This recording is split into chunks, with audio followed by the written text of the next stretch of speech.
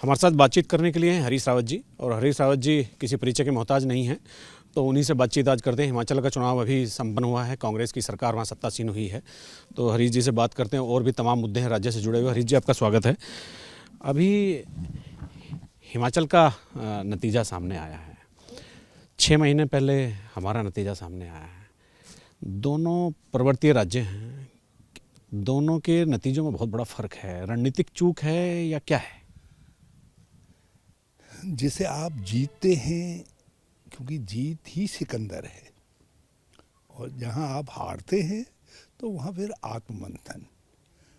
यहाँ आत्ममंथन के कुछ बिंदु हैं, मगर एक गुणात्मक अंतर भी था, जमीनी अंतर भी था। हिमाचल में जिस समय चुनाव हुए उस समय तक अग्निवीर योजना लॉन्च नहीं हुई थी। अग्निवीर योजना के लागू होने के बाद जो पर्वतीय अंचल है, जहाँ मिलिट्री में भर्ती होना एक परंपरा है, वहाँ लोगों में बड़ी नाराज़गी पैदा हुई है। हिमाचल में बड़ी नाराज़गी थी। और दूसरा, महंगाई की डोज हिमाचल के चुनाव तक बहुत बढ़ गई थी। मगर इसका अर्थ ये नहीं है कि हिमाचल कांग्रेस या जो पार्टी नेतृत्व है, ये उनका कलेक्टिव एफर्ट्स थे, और उन्होंने जहाँ जहाँ पहले हमारी कमियां रह गई थी उनको सुधारा। कार्यकर्ताओं ने भी और नेताओं ने भी सुधारा, और उस सब का परिणाम जीत के रूप में हिमाचल में हमको मिला। और सुक्खू और राज परिवार के बीच में जो प्रतिद्वंदिता थी मुख्यमंत्री पद को लेकर के, उसे कांग्रेस ने बड़े ढंग से सुलझाया। हाँ, मैं समझता हूँ इस मामले को पहले से ही जिस समय सुक्खू को कैंपेन कमेटी का चेयरमैन बनाया गया था, उस समय से ही चीज़ों को शॉर्ट आउट करने की कोशिश की गई थी, और मानसिक रूप से सब ने बड़ा दिल दिखाया। ये सबकी स्वीकारोक्ति है, आज भी है, कि वीरभद्र सिंह जी का नाम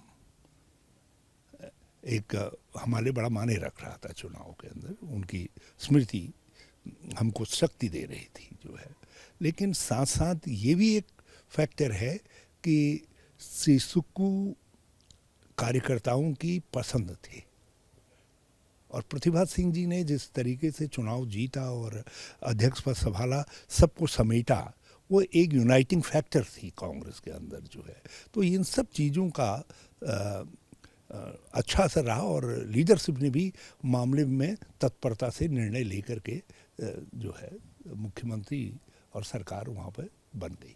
आपने भी हिमाचल का और उत्तराखंड का जो कंपैरिजन थोड़ा सा किया, और हालांकि आपने उस पर दावा नहीं किया कि यही कारण होंगे, महंगाई, अग्निवीर योजना, युवाओं में नाराज़गी।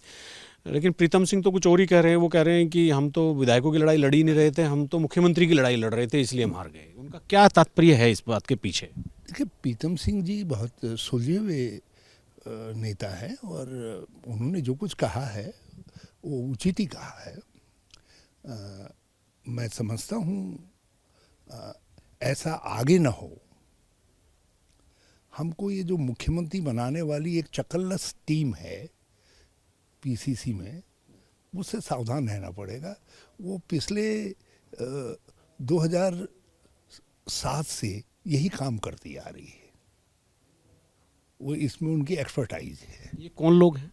मैं सब जानते हैं कांग्रेस के लोग, और उनकी एक्सपर्टाइज है। तो उस एक्सपर्टाइज से हम आगे बचे, इसलिए जो प्रीतम सिंह जी ने कहा है वो बिल्कुल ठीक कहा है। और देखिए, इसीलिए मैंने एक कदम उठाया था कि मैं चुनाव नहीं लड़ूंगा। मैं जानता था, क्योंकि जब मैं चुनाव लड़ूंगा तो नेचुरली बात ये आती है कि अब मुख्यमंत्री, क्योंकि फिर मीडिया, सारे सर्वेक्षण विपक्ष का केंद्र बिंदु में बन गया था। तो उस सब को टालने के लिए, ऐसा आभास न जाए कि हरीश रावत मुख्यमंत्री का दावेदार है, मैंने कहा मैं चुनाव नहीं लड़ूंगा। लेकिन 52 सीटों का निर्णय करने के बाद पार्टी ने उचित समझा, सबकी सामूहिक राय बनी, उन्होंने कहा नहीं, आपको चुनाव लड़ना चाहिए। ये राजनीति में ये किस तरह से होता है रावत जी, क्योंकि आपका तजुर्बा तो एक बहुत बड़ा खजाना है सियासी तौर पे। आप जितने भी इलेक्ट्रॉनिक मीडिया के या मीडिया समूहों के जो सर्वे थे उसमें भी आप लोकप्रियता में सबसे ऊपर थे, और तो और कि भाजपा और संघ के जो सर्वे थे उसमें भी लोकप्रियता में आप ऊपर थे। और ऐसे दौर में भी नेता अपनी सीट लूज कर जाता है, पार्टी हार जाती है, तो ये अनुभव किस तरह का होता है? देखिए, मेरी सीट तो हम उसी समय लूज कर गए जिस समय हमने सीट बदलना स्वीकार किया, और उसका पूरे चुनाव के मनोबल पर भी असर पड़ा, हम उसको स्वीकार करें या न करें। और मगर मुझे लड़ना था तो पहले निर्णय लेना चाहिए था, और मैं मन में इस बात को कि कोई प्रतिद्वंदिता न दिखाई दे, क्योंकि मैं पहले से ही कह रहा था कि पार्टी को चेहरा घोषित करना चाहिए। और आपको याद होगा, मैंने कभी नहीं कहा कि मुझे चेहरा घोषित करो, लेकिन जब आपने मुझसे चुनाव लड़ने की बात कह दी और चुनाव के अंदर मुझे उतार दिया, तब मुझसे जब लोगों ने पूछा कि मुख्यमंत्री, तो मैंने कहा भाई मैं फिर और क्या करूँगा। और सत्यता है कि यदि मैं चुनाव लड़ रहा हूँ तो फिर इसका स्वाभाविक अर्थ जो जाता है वो यही जाता है, इसीलिए मैं चुनाव लड़ना नहीं चाह रहा था। अभी जो प्रीतम सिंह कह रही हैं उनका भी संकेत वो आप ही की तरफ कर रहे हैं कि हम मुख्यमंत्री की लड़ाई लड़ रहे थे, आप ही ने इस बात की मुहिम चलाई थी मुख्यमंत्री का चेहरा क्लियर होना चाहिए। आप चूंकि इतने बड़े कद के राजनेता हैं कि आप जो बात कहते हैं तो पार्टी हाईकमान को भी उसका आइडिया रहता है कि क्या करना है। देखिए, ये तो मैं आज भी तो कह रहा हूँ, जिस तरीके की राजनीति है इस समय, ये हिमाचल एक्सेप्शन है। यदि हमको स्थानीय मुद्दों पर चुनाव को लाना है और मोदी जी को चुनाव की लाइन से हटाना है, निर्णय की लाइन से हटाना है राज्यों में, तो फिर हमको उस राज्य के ही मुद्दों को आगे लाना पड़ेगा, और उसके लिए एक कदम जो है, नेतृत्व, किसके नेतृत्व में चुनाव लड़ रहे हैं स्थानीय तौर पर, वो भी आवश्यक है। क्योंकि जो सेंट्रल फैक्टर है वो है, सेंट्रल फैक्टर अपनी जगह पर है, लेकिन राज्य का फैक्टर भी काउंट करता है। और मोदी जी उस स्थानीय फैक्टर को, जो उनके राज्यों की सरकारों के एंटी इनकम्बेंसीज हैं, उनको ढकने के लिए जो है अपने को प्रस्तुत करते हैं। तो हम ये चाहते हैं कि वो एंटी इनकम्बेंसी काउंट पर रहे। एक चीज़ और राव जी के, जैसे प्रीतम सिंह की ही एक बात और मैं करूंगा, क्योंकि आप कांग्रेस में ऐसे लीडर हैं, आप चाहे किसी पद पर रहें ना रहें, आपसे सभी चीज़ों बातचीत हो जाती हैं और आप जवाब देने में सक्षम भी रहते हैं, आपकी बातों का वजन भी होता है। प्रीतम सिंह पिछले 4-5 महीनों से हम देख रहे हैं उनके अपने इंडिविजुअल कार्यक्रम चल रहे हैं।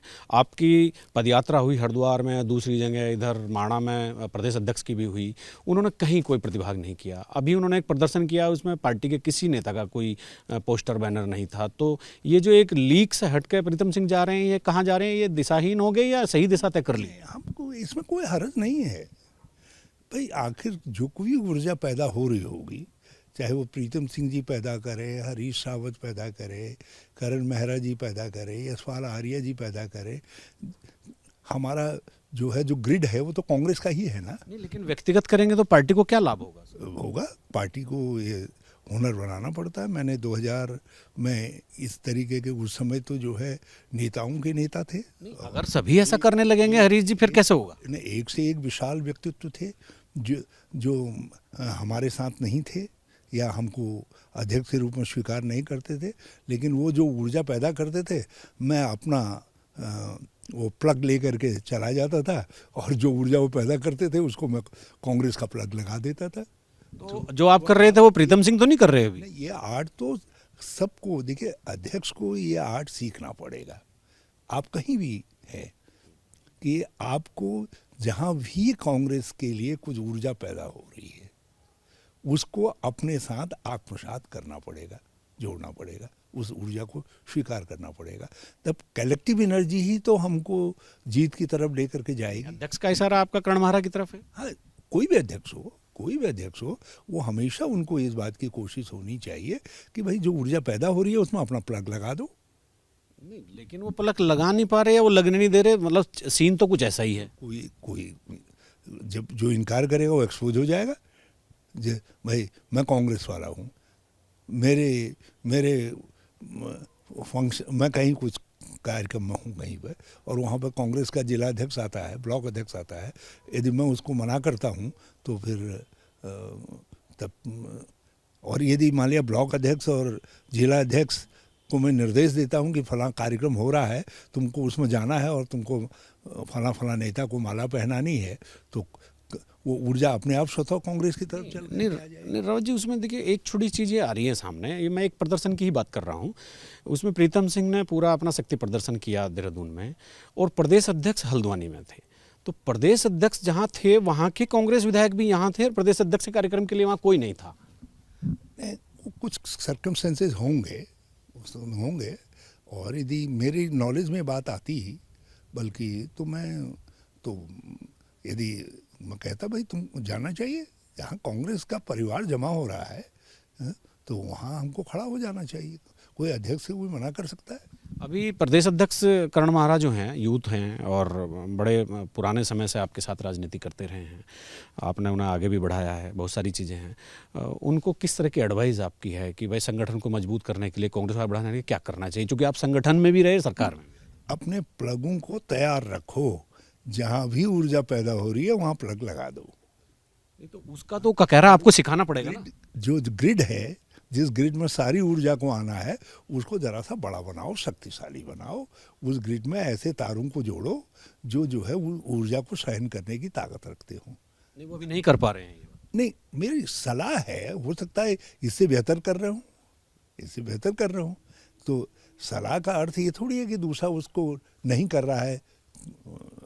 मैं नकारात्मक रूप से नहीं देखता, मैं सकारात्मक रूप से देखता हूँ। यदि इससे बेहतर कर रहे हैं तो हमारी सलाह को जो है एक तरफ रखा जाए, और यदि ये सलाह में कुछ दम है तो उसको मान लिया जाए। अच्छा, सरकार के लिए और बताइए, क्या मूल्यांकन आपका है? आप देखते रहते हो कैसा कर रही है धामी सरकार? इसका एक सबसे बड़ा उदाहरण है कि उनके सबसे महत्वपूर्ण विभाग के मंत्री कह रहे हैं कि वो जो राज्य का सबसे महत्वपूर्ण विभाग है उसके एचओडी का प्रमोशन जो है बिना मेरे जाली हस्ताक्षरों से हो गया। तो इस सरकार के विषय में यही एकमात्र कमेंट्री है कि ये कैसी सरकार है बताने के लिए। अच्छा, इसमें एक मैं और ऐड करूंगा, ये सप्लीमेंट्री मान लीजिए आप, एक मेरा क्वेश्चन है कि ये जो 6 महीने पुरानी घटना है, मई में फर्जी हस्ताक्षर से एचओडी बन जाता है आदमी, और अब 6 महीने बाद उसकी एफआईआर हो रही है। मंत्री को पता नहीं था या मंत्री के कहने से पहले एफआईआर नहीं हुई? मैंने कहा ना कि ये किस तरीके की सरकार है, इस राज्य के लिए क्या सोच है इस सरकार की, क्या योजना है, वो सब इस घटनाक्रम से स्पष्ट हो जाता है। एक घटनाक्रम पहले हुआ था जिसमें मंत्री और सचिव सार्वजनिक रूप से उलझ गए थे, और ये दूसरी घटना है जिसमें ये इंगित होता है कि ये कितनी सक्षम सरकार चल रही है।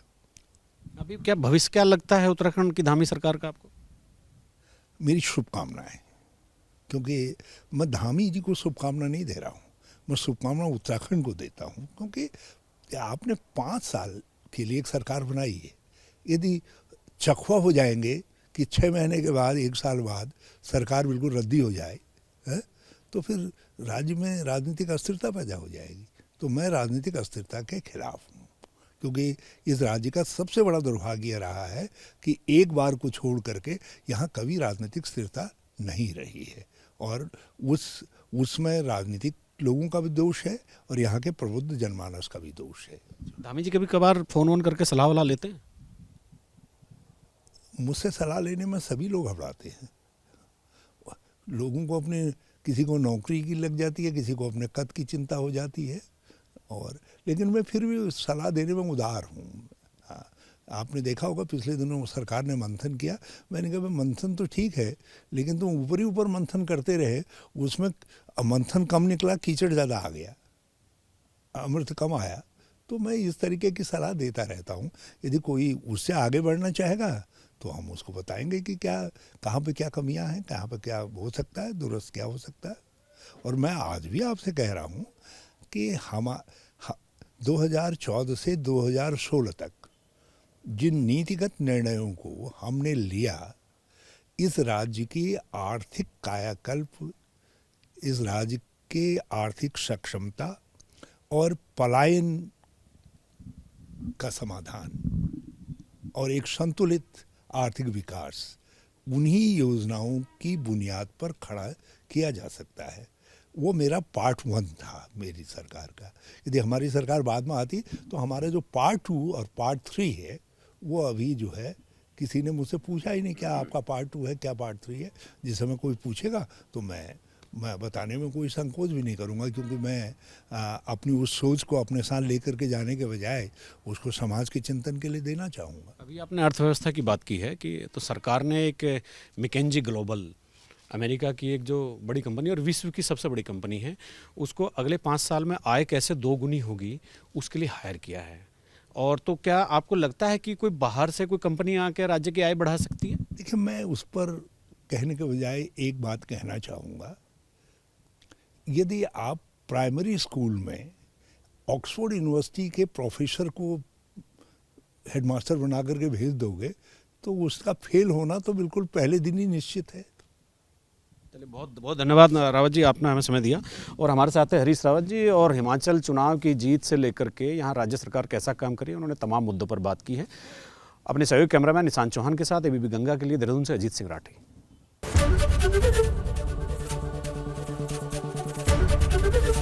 एबीपी गंगा, खबर आपकी, जुबान आपकी।